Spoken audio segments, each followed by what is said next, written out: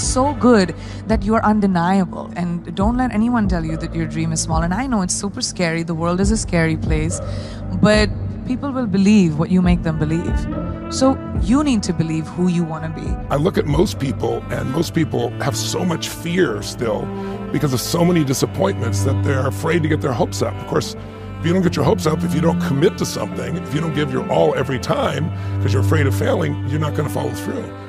There's only one thing a friend of mine years ago taught me when I was coming up, and I was deciding if I was going to do this, if I was going to pursue this life. And he's an Indian friend of mine. And he said, "Ab nahi to kab." And I think that means if not now, then when. So whatever you want to do, ab nahi to kab. If you don't specify what you want, you won't get it. If you specify what you want and you want it, which means you're willing to make the sacrifices necessary to get it, then the probability that you'll get it expands immensely and miraculously in some sense. What's something really big that you would love to see yourself accomplish? What is it that you really want? The fact is, there is something big inside of you, even if your life may feel small right now. The wealthiest place on the planet is not in the Far East where there's oil in the ground. It's not in South Africa where there are diamond mines. It's that the wealthiest place on the planet is the cemetery. If there you find potential never realized.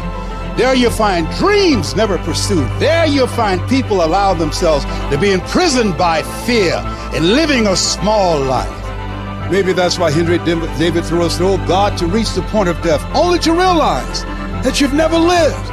Only to realize that you've never scraped the surface of your potential." It's not the critic who counts. It's not the man who points out how the strong man stumbles or where the doer of deeds could have done it differently. The credit belongs to the person who's actually in the arena, whose face is marred with sweat and dust and blood, who strives valiantly, who comes up short again and again and again, who in the end may know the triumph of high achievement, and who, when he fails, he does so daring greatly. Are you willing to run, leap, and soar, even at the possibility that you might fall? Are you willing? Are you willing to do something you've never done before, say something you've never said before, do the things you don't want to do, say the things you don't want to say, so that you can be the man, the woman you've always known yourself to be? So some of you are still asking for permission.